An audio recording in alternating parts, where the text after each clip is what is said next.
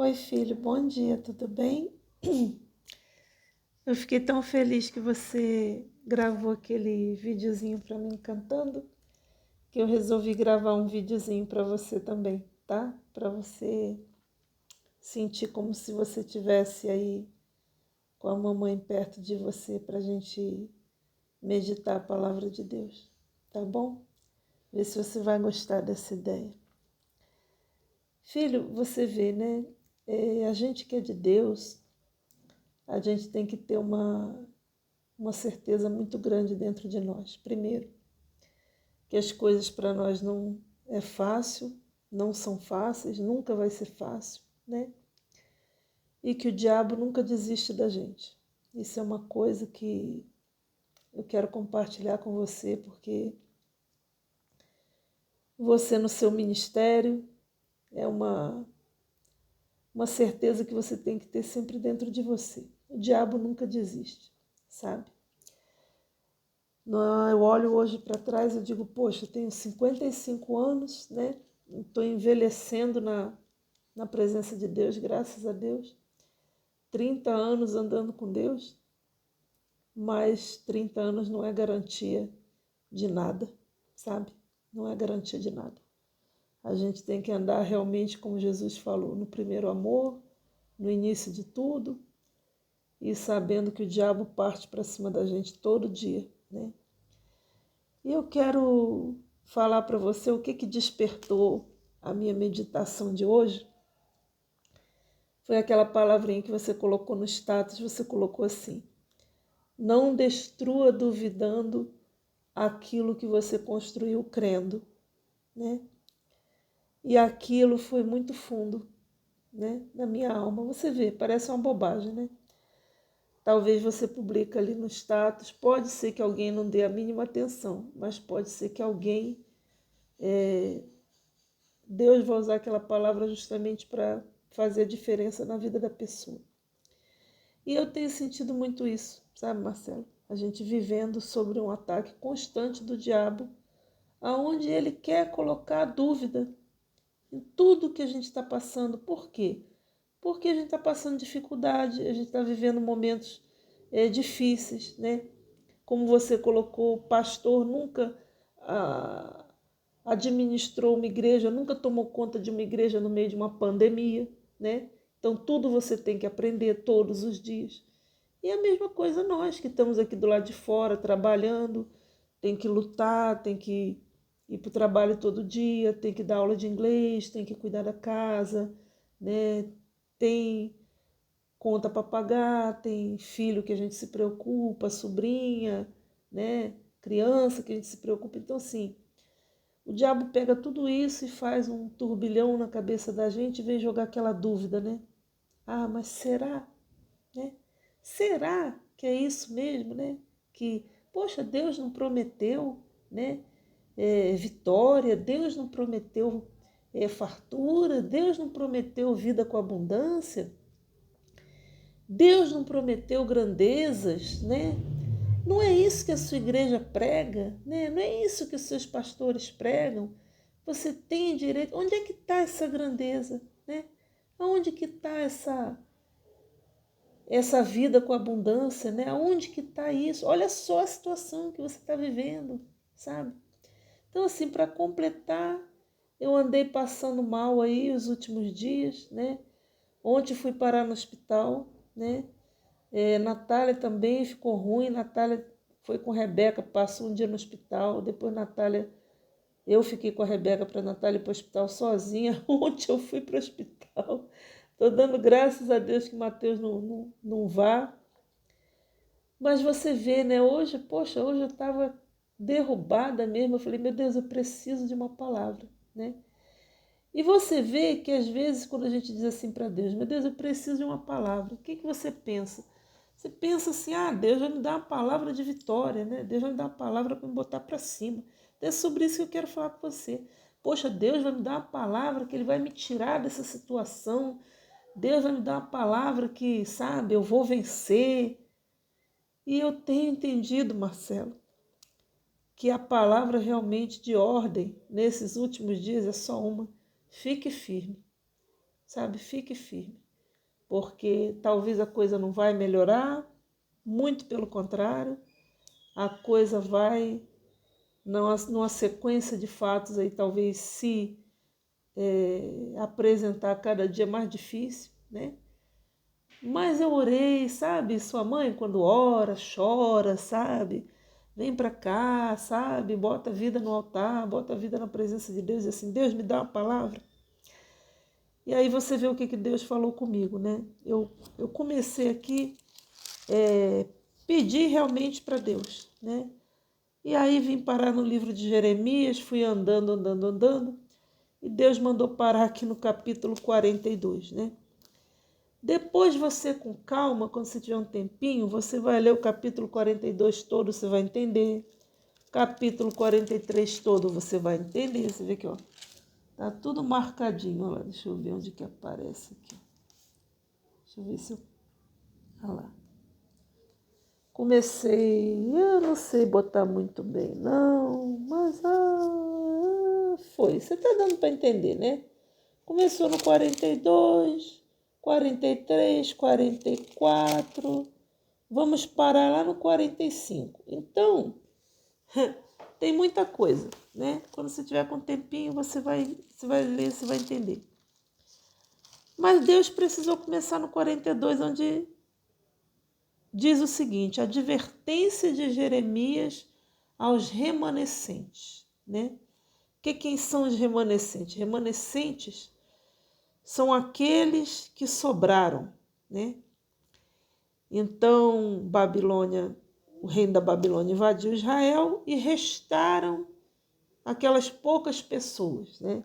Restaram aquelas poucas pessoas que não foram destruídas, não foram mortas e não foram levadas como escravos, né? Para o reino da Babilônia. Mas ainda dentro desse povo que ficou remanescente, ainda teve um tal de Ismael que ainda se levantou para tentar constituir uma liderança lá no meio dos remanescentes, né? E isso aqui ainda está no capítulo 41. Se você tiver um pouquinho de paciência, vai ter que voltar no 41 para entender a história do Ismael e a história desses que ainda são remanescentes, que sobraram da mão desse tal de Ismael, que ainda destruiu bastante parte do povo ainda. Aí eles vêm diante do profeta e dizem assim, exatamente igual a mim, porque eu cheguei para Deus hoje e falei assim, meu Deus, me dá uma palavra, fala comigo, né? E justamente aqui no capítulo 42, versículo 2, ele diz assim, ó, disseram ao profeta Jeremias, aceita agora nossa súplica diante de ti e rogai por nós ao Senhor teu Deus por todo este resto, pois de muitos ficamos uns poucos, como tu podes ver, né? Versículo 4. Jeremias lhes disse, eu vou orar ao Senhor, vosso Deus, como dissestes, e tudo que o Senhor vos respondai, vos declararei, sem ocultar-vos nada. E eles disseram a Jeremias, seja o Senhor testemunha verdadeira e fiel entre nós, se não fizermos, olha, sempre tem o se não fizermos conforme a mensagem que o Senhor teu Deus te der para nós. Agora olha o que a pessoa fala. O que eles falaram? Seja grato ou seja ingrata, obedeceremos à voz do Senhor nosso Deus, a qual te enviamos para que, obedecendo à voz do Senhor nosso Deus, nos vá bem. Então, olha o que eles disseram.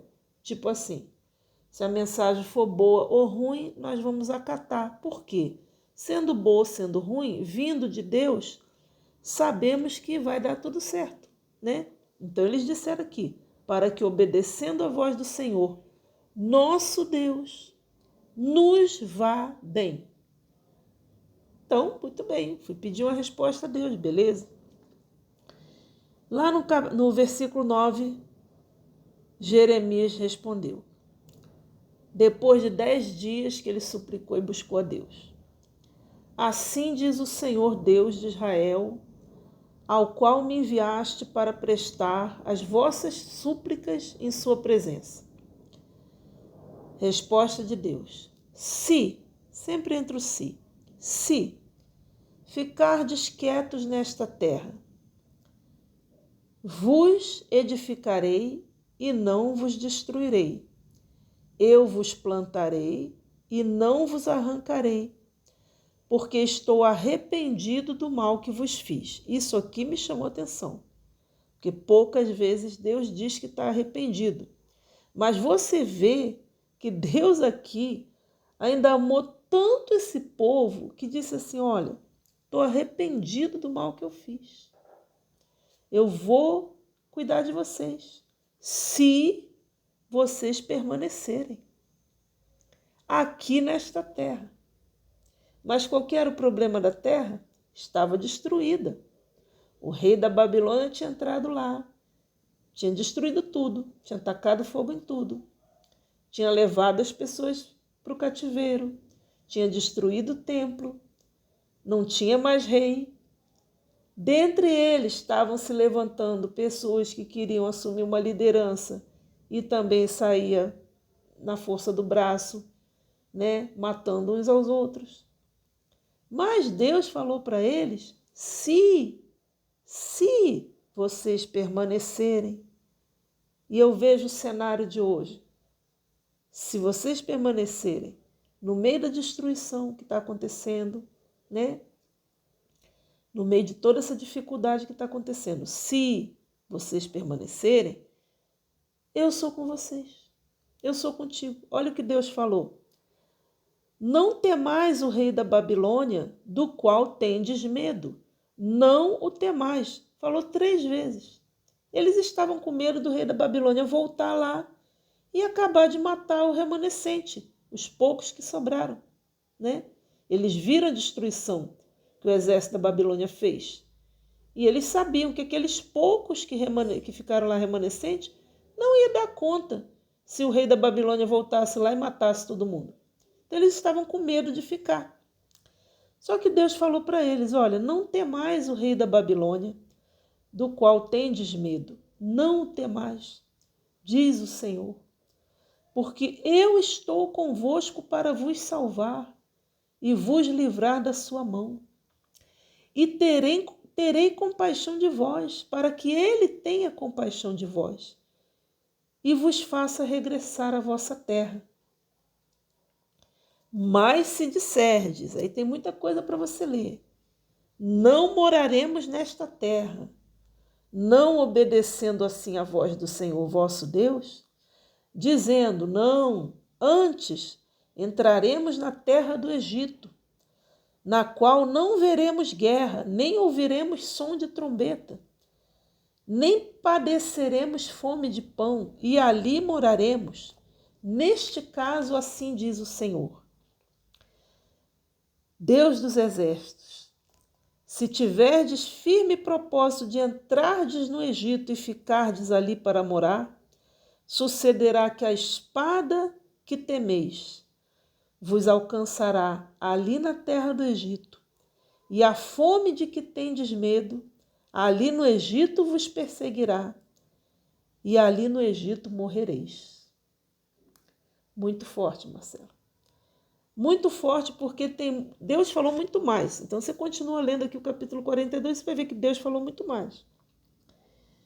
Mas lá no capítulo 43, aquele mesmo homem que disse, me dá uma palavra, seja grata ou seja ingrata, nós vamos obedecer porque sabemos que vai bem. Olha o que eles responderam para Jeremias. Que nesse ponto é você, que nesse ponto é o pastor, que nesse ponto é o bispo, é a pessoa que está trazendo a direção para a igreja. Marcelo, escreve o que a sua mãe está dizendo. Isso aqui é Deus que está falando, é a palavra de Deus, não é o que a sua mãe está dizendo. Esquece, tá? Não é mais o que a sua mãe está dizendo. Isso é a palavra de Deus. Nesse momento, você vai ver muitos pastores virando as costas. Nesse momento, você vai ver muitos pastores saindo da onde Deus mandou eles permanecer. Vai vir muita coisa por aí ainda, Marcelo. Deus vai limpar muita coisa a igreja. Você vê onde a palavra começou? De muitos restaram uns poucos. Uns poucos. Mas Deus falou assim, olha, eu amo vocês. Sou eu que estou limpando. Vamos assim, Deus está falando aqui agora. Sou eu que estou limpando a igreja. Sou eu que estou descendo a espada no meio dos pastores. Sou eu que estou cortando. Sou eu que estou matando. Se você vê aqui no capítulo 41 que mataram um monte e jogaram dentro de uma cisterna, que não tinha sido construída para isso, mas ficou só gente morta lá dentro da cisterna. Foi grande a destruição quando o rei da Babilônia invadiu e destruiu tudo em Jerusalém, inclusive o templo. Não se assuste, Marcelo, não se assuste. A palavra para os pastores é essa aqui, ó. Palavra do remanescente. Deus está dizendo, fique aí. Fique aí onde eu te coloquei. Ah, mas está tudo destruído, está faltando tudo. Fique aí. Fique aí, porque se você ficar aí, está lá no versículo 10, né? Eu estou convosco para vos salvar e vos livrar da sua mão, e terei compaixão de vós, né? E vos farei regressar à vossa terra. Deus está com o remanescente. E Deus está mandando ficar. E aí, o que responderam para Jeremias? Responderam assim, capítulo 43, versículo 2. Então falou Azarias, filho de Osaías, Joanã, filho de Careá, e todos, então você vê que não foram poucos, foram todos os varões soberbos, disseram a Jeremias, tu dizes mentira. Tu dizes mentira. Não te enviou o Senhor, nosso Deus, para dizer, não entreis no Egito para morar ali. Aí aqui vai ter muita coisa para você ler, no capítulo 43, no capítulo 44, né? Eu vou direto para o 45, que é o que Deus falou comigo e o que eu creio que Deus vai falar com você no final de toda essa leitura. Que você vai tirar um tempinho, vai ler, vai pedir direção a Deus, você vai entender. Quando você ler tudo que está aqui, você vai entender. Estava ali com Jeremias, o profeta Baruque, né? E eu acho que o Baruque estava igual a mim. Eu acho que o Baruque estava igual a mim e foi pedir uma palavra para Deus, falou, meu Deus, e eu no meio disso tudo, né? Então eu vou colocar a mim e você e todos os pastores que estão tentando fazer a coisa certa, estão tentando servir a Deus com honestidade e tentando servir a Deus com sinceridade. Baruque virou e falou assim, meu Deus, e eu? E agora, né? Nós demos a palavra para o povo na rebeldia disse que não vai obedecer, todos virando as costas, todos indo para o Egito, todos achando que lá no Egito vai ter salvação, vai ter vida boa, vai ser melhor do que aqui com Deus, do que com o Senhor, né? O que Deus falou? Respondeu, né? Respondeu para mim, né? Eu estou dividindo com você porque, como diz, a sua avó falava assim, pau que dá em Chico, dá em Francisco, né? Isso era ditado da sua avó Rosária. Pau que dá em Chico, dá em Francisco.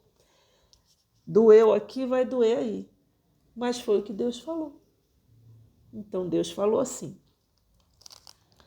Assim diz o Senhor, Deus de Israel, a ti, ó Baruque. Disseste, ai de mim agora, ai de mim agora, porque acrescentou o Senhor, e aqui na minha Bíblia o Senhor está escrito com letras maiúsculas, todas, escrito Senhor com letras maiúsculas, ou seja, para não ter dúvida que foi Deus que falou, porque acrescentou o Senhor tristeza à minha dor. Olha a situação. Porque acrescentou o Senhor tristeza à minha dor. Olha como está tudo marcadinho aqui, ó. Como a mamãe marcou tudo. Aqui. Deu para ver, né? Porque acrescentou o Senhor tristeza à minha dor. Fadigado estou de gemer e não acho descanso. E foi tudo isso que eu comecei a falar para Deus. Meu Deus, estou cansada de gemer. E não é isso que a palavra de Deus diz. Eu preciso de descanso. E não é isso que a palavra de Deus diz. E Deus, no meio de uma Bíblia tão grande, Ele mandou uma palavra certeira para me dizer. E falou o quê? Assim lhe dirás, assim diz o Senhor, novamente com letras maiúsculas. Eis que eu destruo o que eu edifiquei e arranco o que eu plantei, e isso em toda a terra. Tá bom? Então, não se assuste com o que você vai ver de agora em diante, meu filho. Tá? Não se assuste. A sua mãe está permanecendo 30 anos, eu já vi muita coisa acontecer. Você também já viu muita coisa acontecer. Mas talvez você comece a ver coisas acontecer que você nunca imaginou. Não se assuste. Guarda essa palavra com você. É Deus que está destruindo o que ele edificou, arrancando o que ele plantou, e isso em toda a terra. E a igreja não vai ser exceção. A igreja não vai ser exceção. Muito pelo contrário. Você conhece a palavra que Deus diz que a justiça dele começa pela casa de Deus.